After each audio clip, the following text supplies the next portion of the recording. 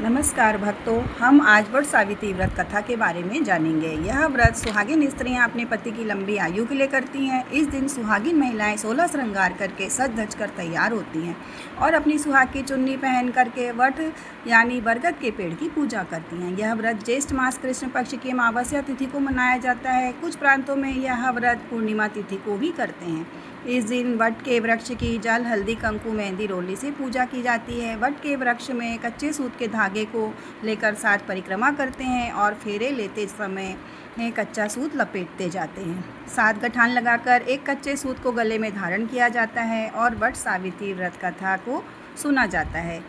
आइए वट सावित्री व्रत की कथा आरंभ करते हैं। प्राचीन समय में भद्र देश में अश्वपति नाम के एक प्रतापी राजा राज्य करते थे। उनके कोई संतान नहीं थी। संतान प्राप्ति के लिए राजा रानी ने वर्षों तक माँ सावित्री की उपासना की। देवी की कृपा से उन्हें एक सुंदर तेजस्वी कन्या की प्राप्ति हुई। उस कन्या का नाम सावित्री रखा। सावित्री बड़ी होकर गुणवान, बुद्धिमान और पतिव्रता बनी। विवाह योग्य होने पर राजा ने उसे स्वयं वर चुनने की अनुमति दी। सावित्री ने वन में रहने वाले सत्यवान को अपने पति के रूप में चुना। सत्यवान एक लकड़हारा था, किंतु वह बहुत धर्मात्मा और गुणवान था। लेकिन नारद जी ने बताया कि सत्यवान की आयु बहुत कम है और विवाह के 1 वर्ष के पश्चात ही उनकी मृत्यु हो जाएगी। यह सुनने के बाद भी सावित्री ने अपना निर्णय नहीं बदला और सत्यवान से विवाह कर लिया। विवाह के बाद अपने पति और सास ससुर की सेवा करने लगी। कुछ समय व्यतीत होता गया और वह दिन भी आ गया जिस दिन सत्यवान की आयु पूरी होने वाली थी। सावित्री ने व्रत रखा और सत्यवान के साथ उस दिन वह वन में गई। वन में लकड़ी काटते समय सत्यवान के सिर में तेज दर्द होने लगा और वे सावित्री की गोद में सिर रखकर लेट गए। तभी यमराज उनके प्राण लेने आए। यमराज सत्यवान के प्राण लेकर चल पड़े तो सावित्री भी उनके पीछे पीछे जाने लगी। यमराज ने उनको लौट जाने को कहा, लेकिन सावित्री ने धर्म और पतिव्रता का महत्व बताते हुए उनका पीछा नहीं छोड़ा।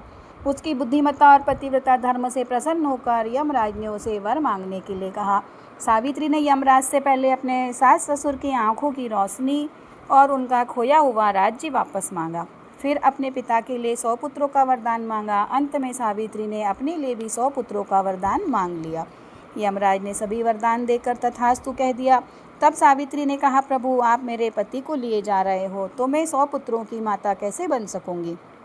सावित्री की चतुराई से यमराज प्रसन्न हुए और सत्यवान के प्राण वापस कर दिए। सावित्री अपने पति सत्यवान के साथ घर लौटी और सुखपूर्वक रहने लगे। तभी वट सावित्री व्रत का महत्व माना जाता है। यह व्रत सुहागिन महिलाओं के लिए अति शुभ माना जाता है। यह व्रत पति की दीर्घायु, परिवार की शांति और समृद्धि की कामना के लिए किया जाता है।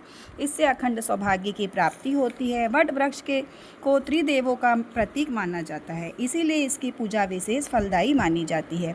बोलिए वट सावित्री माता की जय। वट सावित्री माता सभी बहनों को सुहागन बनाए रखे, उनके पतियों को लंबी दीर्घायु प्रदान करे।